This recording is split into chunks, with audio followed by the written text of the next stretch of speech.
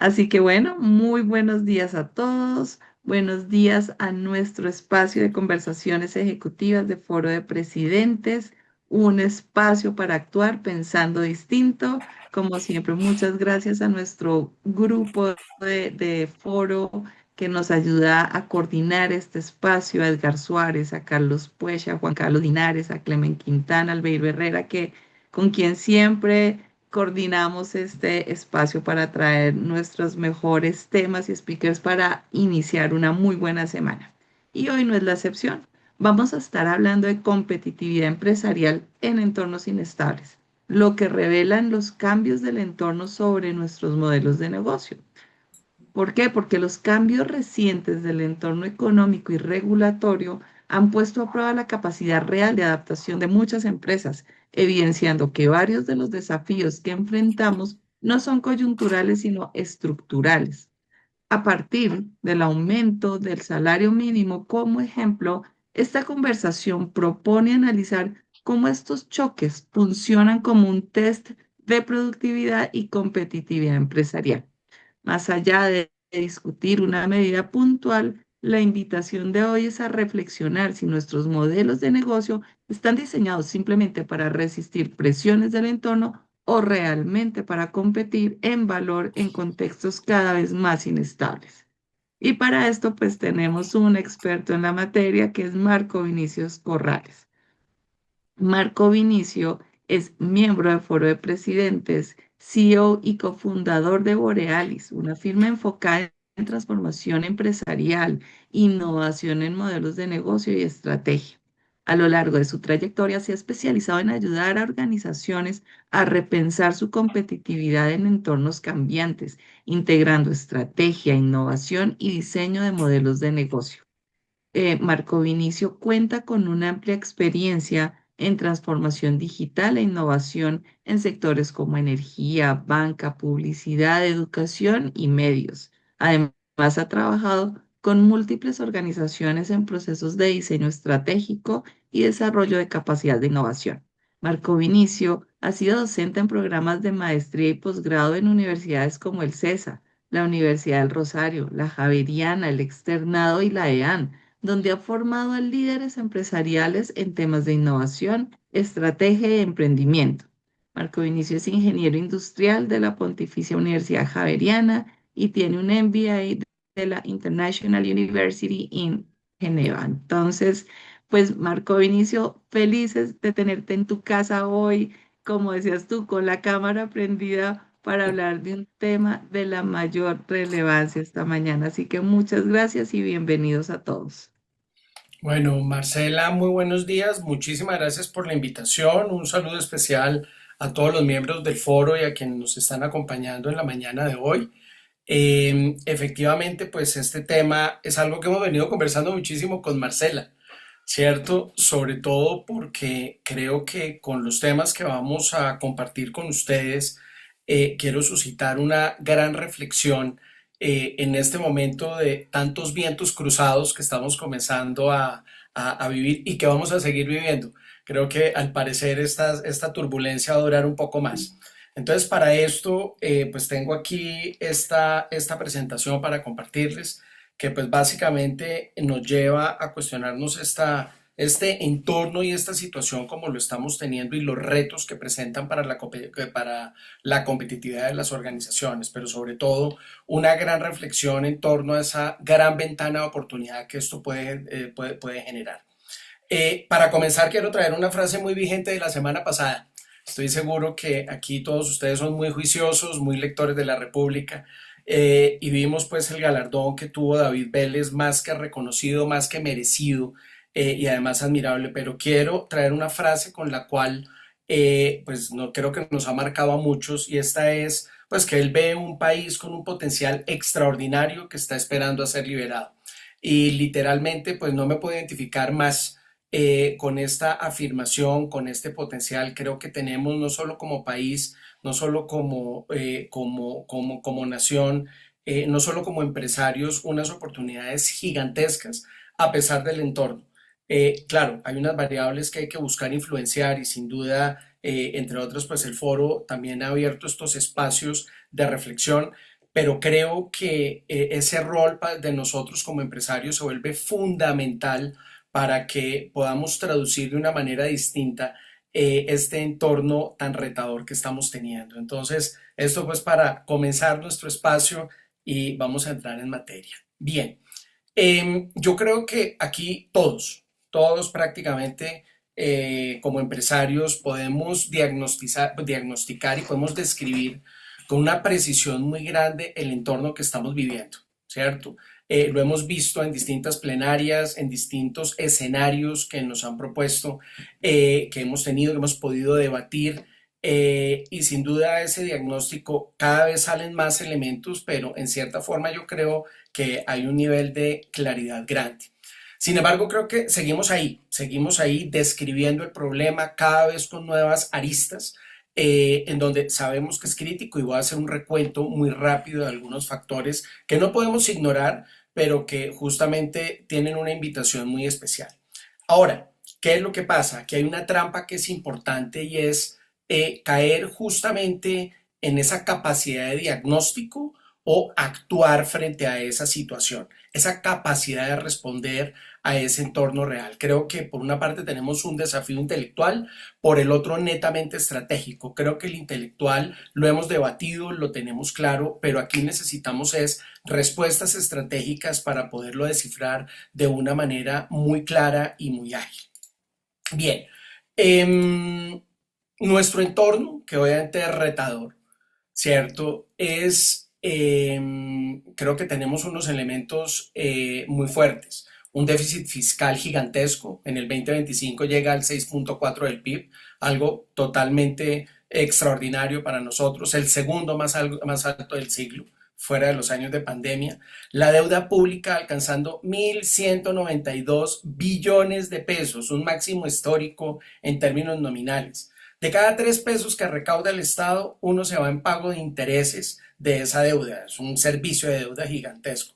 Y The Economist nos dice que de alguna manera nuestra deuda para los próximos 10 años es la más cara, está entre las 10 más caras del mundo, con rendimientos superiores al 14%. Entonces, pues la situación, claro que no es sencilla, claro que nos preocupa y sin duda pues nos lleva a mucha reflexión. El dólar, pues con una volatilidad gigantesca, afectando a los exportadores y obviamente recordemos nuestro país con una gran dependencia aún del petróleo y del carbón. Pero hablemos de Ecopetrol, la que era nuestra empresa insignia en gestión estatal, pues obviamente hoy minimizada, no solo en términos de utilidades, también digamos con riesgos reputacionales y con una situación compleja. Sector salud, 24 billones de pesos de deuda para a mitad del año 25. La Contraloría dice que son 32, ¿cierto? No sé cuál de las dos cifras, las dos son astronómicas, pero una situación muy compleja, el 50% en mora, 55% en mora, entonces con unos riesgos realmente significativos y un impacto muy grande. Y para no ir lejos, algo que en el foro hemos sido muy activos es el impacto de las elecciones y con un impacto de incertidumbre, con un impacto de desconocimiento que ahí sigue. Entonces, es claro, nuestro entorno no es el más favorable, esa es una realidad, son vientos supremamente turbulentos, pero obviamente ahí es en donde quiero comenzar a generar la reflexión. Un tema que no podemos ignorar, que también es parte del entorno, la carrera por la inteligencia artificial está siendo frenética, ¿cierto? Vemos países, Estados Unidos, China, Europa un poco más rezagado, pero con unas inversiones escandalosas en términos de quién controla más esta tecnología. Y la verdad suena hasta simpático ver el rol de nuestro país, un poco espectador o un poco usuario, pero no estamos siendo protagonistas de esta carrera tan importante. Claro, estamos aprendiendo a familiarizarnos, a tener una cantidad de cosas, pero uno dice, una de las principales discusiones que estamos teniendo en este siglo XXI y nos estamos quedando un poquito por fuera, porque no estamos siendo protagonistas en ese terreno que está creciendo y está redefiniendo industrias como nunca antes. Entonces, obviamente es un tema que más, además suma a este entorno y que obviamente nos lleva a unas reflexiones muy importantes. Muy bien. Con esto como lo tenemos, pues obviamente ese es el entorno, no vamos a diagnosticarlo, ustedes ya lo conocen, ya tienen estas informaciones, pero aquí la pregunta es cómo estamos actuando frente a esta realidad. Y obviamente frente a esto es en donde comienzan a surgir cuestionamientos, preocupaciones y miedos. Algunos empresarios sin duda esperando un momento apropiado para actuar, otros, algunos ya están actuando, otros generando unos niveles de eficiencia como nunca antes, algunos desarrollando iniciativas de innovación, pero sobre todo antes de comenzar a ver qué podemos hacer, quiero traer unos casos, algunos internacionales muy familiares para nosotros, pero otros locales, en donde eso es lo que me alegra muchísimo. No solo estamos viendo que estos entornos se pueden traducir en una gran ventaja competitiva, no solo a nivel internacional, sino a nivel local. Miremos ese patrón. Y aquí quiero traer dos estudios que son importantes para nosotros, uno de McKinsey, en donde nos muestra que en momentos de crisis ellos han estado analizando qué sucede con las empresas antes, durante y después de las crisis. Y hubo un hallazgo interesante, sobre todo en la crisis financiera del año 2009, y es que aquellas empresas que estuvieron innovando y cambiaron su modelo de negocio durante la crisis, de alguna manera les permitió una mayor sostenibilidad hacia el futuro. Incluso pudieron tener unos desempeños superiores a sus colegas de mercado, por encima del 30%, pero lo más interesante es que también les permitió proyectarse después de la crisis mucho mejor que las que no lo hicieron. Y un análisis que viene de PwC hace un análisis frente a las compañías que modificaron sus modelos de negocio en momentos de crisis, en momentos retadores como los que estamos viviendo ahora, y encontramos que aquellas que lograron desarrollarlo tienen un desempeño superior a aquellas que no lo hicieron. Entonces, simplemente son reflexiones que vienen de alguna manera de aquellas compañías que sí han tomado esa decisión y que justamente vamos a ver algunos casos muy concretos para que nos ayude con esa inspiración. Dos casos comunes que todos ustedes conocen, pero que nos ayuda perfectamente para que lo podamos orientar en este mensaje que les quiero dar frente a la innovación en modelos de negocio. Airbnb, creado en el año 2008, en plena situación de crisis financiera global. Ellos realmente lo que hicieron fue redefinir ese modelo de negocio. Ellos no terminaron generando hoteles, ellos no terminaron generando habitaciones, pero cambiaron el modelo de negocio de una manera tan profunda que redefinieron la industria, ¿cierto? Entonces, ese es un primer ejemplo que nos puede ayudar pues para evidenciarlo. El segundo, muy común, Netflix, nuestro gran amigo de la pandemia, de las noches, de los fines de semana. Sin duda, recuerden que ellos no comenzaron con el streaming, ellos vendían DVDs, ¿cierto? Y cuando llega el momento en el que la tecnología permite que ellos puedan habilitar ese modelo de negocio, ellos mismos destruyen su propio negocio. Así de sencillo, ellos cambian el modelo de negocio y miren a dónde han llegado. Estaba revisando el día de ayer la actualización, estamos hablando más de 321 millones de suscripciones. Entonces, sin duda, logran redefinir y fíjense que parte del gran logro, sin duda, a través de la tecnología, pero es una exploración de un nuevo modelo de negocio. Sin duda, es muy fácil hablar de lo que pasa en Silicon Valley, ¿cierto? Eso es sencillo, son casos sobre referenciados que nos ayudan a inspirar, pero ¿qué pasa cuando eso lo comenzamos a observar aquí en Colombia? Y quiero traer tres ejemplos que espero que nos sirvan de inspiración en tres industrias distintas en nuestro país, en donde esa exploración de nuevos modelos de negocio ha arrojado unos resultados fenomenales. Oh, perdón, ¿me querías decir algo, Marcela? Ah, no, pero por ahí oí un ruido, no sé si de pronto a alguien se le abrió el micrófono. Muy bien. Hablemos de estas tres experiencias. Hablemos del sector educativo. Sector educativo, hemos visto que un poco gracias a la contracción demográfica, ¿cierto? Ya no tenemos el volumen de nacimientos que teníamos anteriormente. Estamos hablando de un declive casi del 14% frente a lo que pasaba hace algunos años. Pues sin duda ese golpe ya se está comenzando a evidenciar en los colegios. ¿Cierto? Muchísimos colegios han cerrado, cientos de colegios en los últimos años en la región de Bogotá no más, de colegios privados. Entonces, hombre, está pasando un tema complicado, cada vez menos alumnos, oímos fusiones recientemente de colegios insignias en nuestra región, que al final con muchísimas motivaciones, pero sin duda esta contracción es una de las reflexiones grandes. Tasa de fertilidad, pues no promete mucho que de alguna manera el mercado va a seguir creciendo, por el contrario, se está contrayendo. Pero además, los impactos salariales que tienen estas estructuras son impresionantes. Entonces, tienes menos mercado, pero a su vez unas tensiones económicas y de costos gigantescas aumentando. Entonces, realmente tienen un problema de sostenibilidad financiera importante, de viabilidad derivado un poco de contracción de mercado y de aumentos desbordados de costos. Pero en este mismo contexto, quiero contarles buenas noticias. Colegios que han podido redefinir por completo, entender esta situación y modificar su propuesta de valor y su modelo de negocio para ser altamente competitivos. Y esto se los digo de primera mano, conozco esta institución y esta institución ha podido pasar de 1.400 alumnos a 2.700 permanentemente en el mismo entorno. Mientras hay colegios que están cerrando, este colegio está aumentando.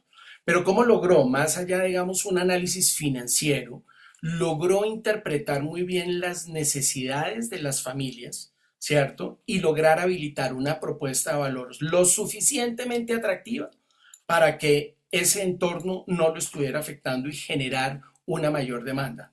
Lo han podido lograr.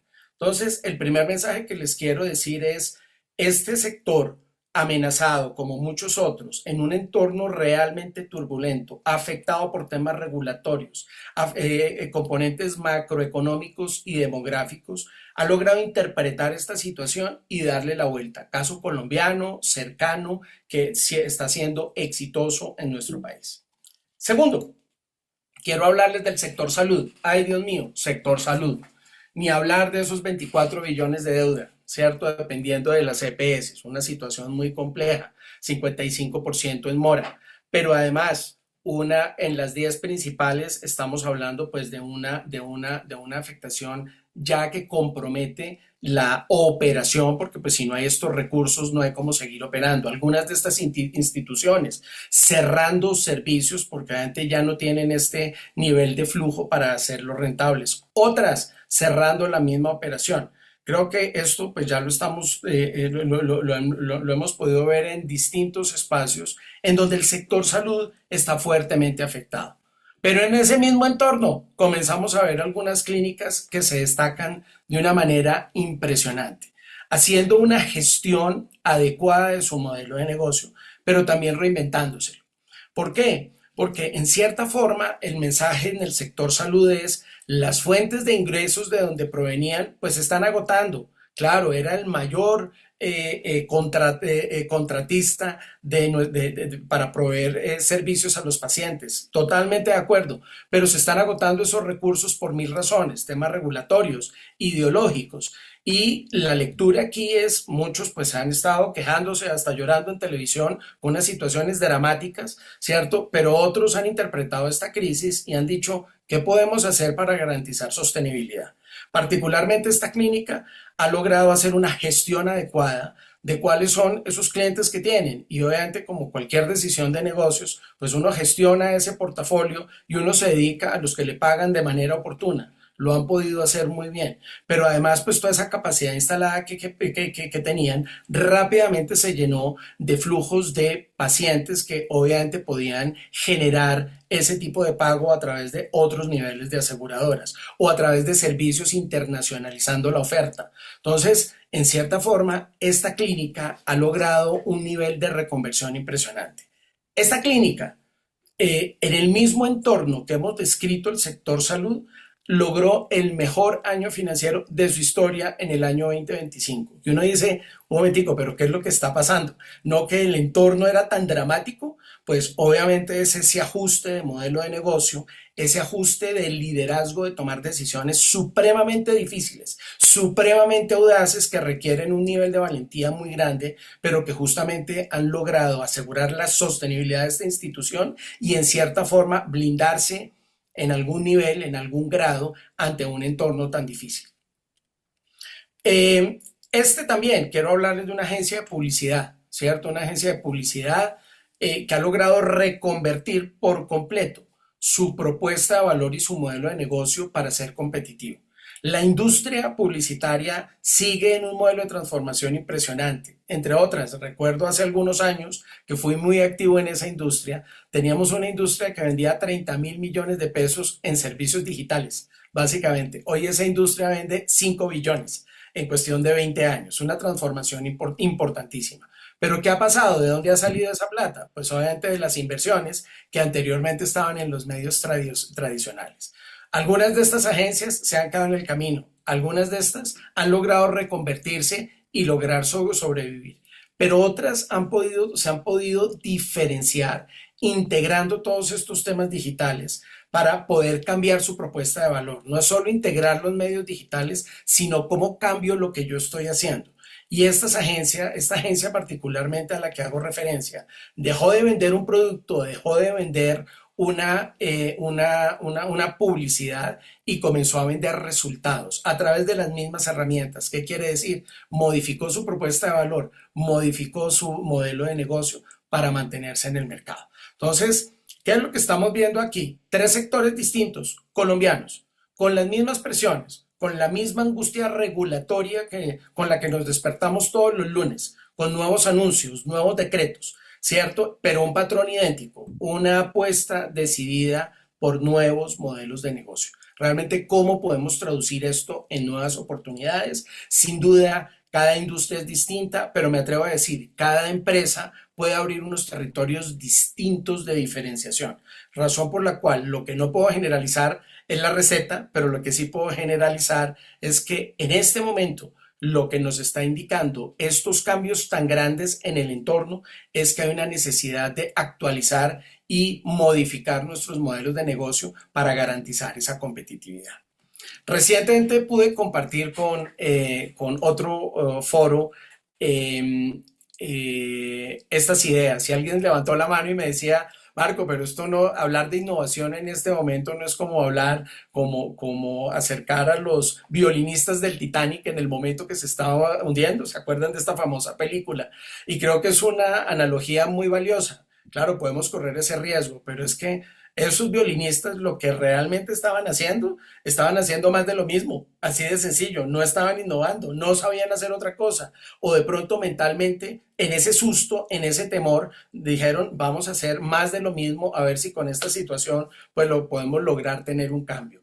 El Titanic se hundió, pero realmente aquellos que sobrevivieron entendieron que la situación cambió, se adaptaron. Alguno de estos habrá cogido el violonchelo pues para que hubiera podido flotar. Sin duda, no sabemos si de ellos alguien sobrevivió, pero creo que es una analogía muy valiosa y creo que es una invitación para que justamente en este momento que tenemos una situación tan amenazante, busquemos una manera distinta de sobrepasar esta situación y leerlo de una manera diferente. Eh, Aquí hay un mensaje que es importante, el entorno está cambiando, pero el entorno no es la respuesta, el entorno es amenazante y creo que la respuesta y las oportunidades están dentro de cada una de sus organizaciones. ¿Cómo interpretamos esta situación para adaptarnos y poder movernos hacia allá? Pero tenemos tres frenos que son estructurales. El primero de ellos es el que yo denomino como la tiranía del trimestre. Y sin duda, a veces estamos tan obsesionados en las juntas, en donde tenemos que entregar ese resultado, el EBITDA, cómo lo estamos controlando, la ejecución del presupuesto, que a pesar de tener visión, estos caminos de innovación que no son fáciles de tener, no les estamos dando el espacio. Entonces, primer mensaje. Segundo, el éxito pasado es una prisión. ¿Por qué? Porque las organizaciones exitosas nos llenamos de reconocimiento, de admiración y de ego. Y como siempre nos ha funcionado, pues esto creemos que va a seguir funcionando.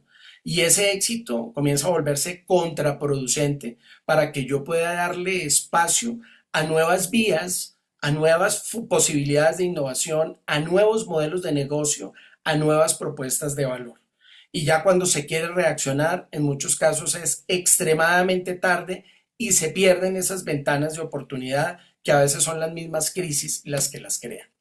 Y finalmente, un tema que a veces lo evidenciamos tanto en el liderazgo como en el gobierno, y es ese consenso como sustituto de decisión.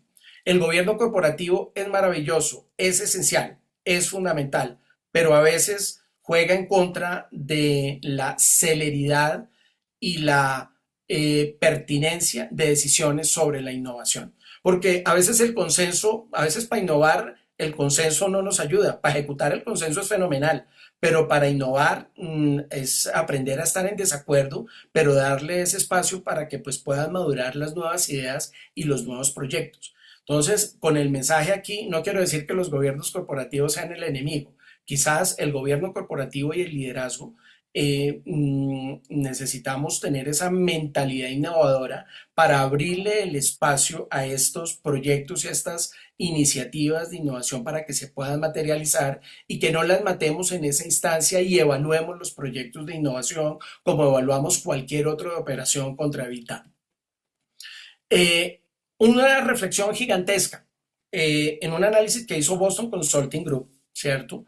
Encontró una paradoja en los últimos años y es el volumen de líderes, la cantidad de líderes de innovación en las corporaciones ha disminuido, ¿cierto? Incluso muchos de mis clientes dicen, no, es que la innovación la tiene que hacer todo el mundo, entonces ¿para qué una estructura? Ahí podemos entrar en esa discusión.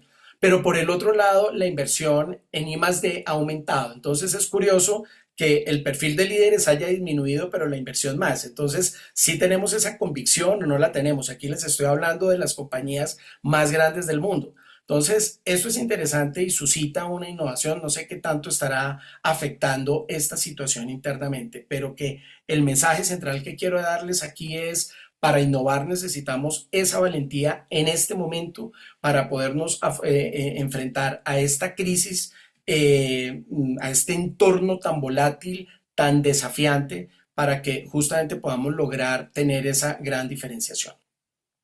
Importante acá la innovación, innovar en la incertidumbre no es optimismo, es lucidez. Y para esto quiero decirte, quiero darles como tres preguntas estimulantes para que cada uno de ustedes se lleve y pueda evaluarlo dentro de estos ejercicios de estrategia y de gestión organizacional que cada uno de ustedes tiene de sus compañías. La primera de ellas es: ¿qué está roto en mi industria que yo he normalizado? Y quizás la pregunta es incluso hasta más incómoda, es ¿cuáles de esas necesidades de los clientes nosotros hemos ignorado y hemos normalizado y nos hemos acostumbrado a ella?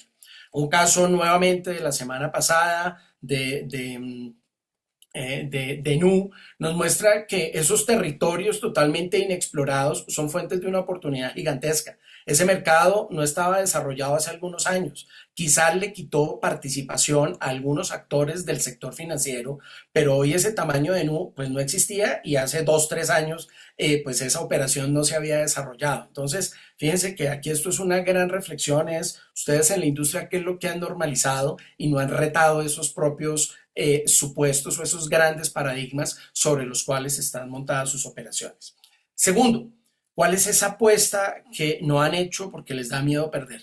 Y aquí hablo de la palabra miedo, porque esto es un tema netamente emocional. Como líderes somos muy emocionales también, ¿cierto? Somos seres humanos integrales, pero que a veces nos da ese temor y obviamente apostar da mucho susto y sobre todo en un entorno tan volátil, pues obviamente nos genera esa gran preocupación.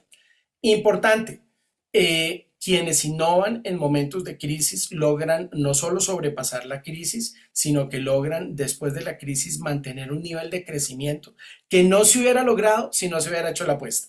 Entonces, esta es una gran invitación.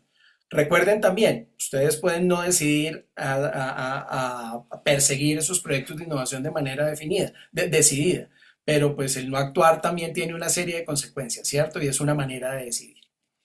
Y la tercera pregunta que les quiero dejar aquí es, ¿yo estoy administrando el negocio de hoy o estoy construyendo el del futuro? Y para esto, sobre todo esos conceptos que hemos trabajado en el mundo de innovación, de la explotación y exploración, son más que relevantes. Pero dicho de otra manera es, claro que yo tengo que operar y tengo que operar con muchísima eficiencia. Y hoy, en estos años, eso no lo teníamos hace 2, 3 años, el gran poder y a la mano de la inteligencia artificial. Claro que podemos generar unas eficiencias como nunca antes. pero no solo tenemos que concentrarnos en la operación, sino también a apostar. ¿Y apostar qué? Apostar por esos nuevos modelos de negocio, apostar por esas adyacencias, apostar por esos mercados desatendidos, por esas necesidades insatisfechas en nuestros mercados. Incluso apostar por redefinir nuestro modelo de negocio gracias a la inteligencia artificial. Ahí tenemos un sinnúmero de oportunidades que hoy tenemos que perseguir para que estas tres preguntas, que más allá de un checklist, son un modelo de pensamiento. ¿Hasta qué punto podemos aprovechar esas oportunidades que hoy no estamos desarrollando? La segunda es cómo tenemos un liderazgo decidido para que justamente nos ayude a aprovechar esos espacios que nadie más ha tomado. Y finalmente, cómo logramos mejorar lo de hoy, pero habilitarnos hacia futuro. Quiero cerrar aquí simplemente con una analogía. Y creo que aquí en vientos turbulentos, cuando alguien está navegando, pues depende un poco de la gestión de su barco, y es decir, cómo pone usted la vela para que usted pueda no solo sobrepasar esa tormenta, sino que pueda llegar a su destino. Y aquí la invitación es si ese destino tiene que ver con esos nuevos territorios a donde nunca hemos llegado, o es llegar a puerto siempre conocido. Y aquí la gran pregunta que yo dejo es, ¿qué van a hacer ustedes con su vela para que justamente podamos aprovechar este entorno y que obviamente catalice oportunidades que quizás sin esta crisis no se hubieran podido evidenciar?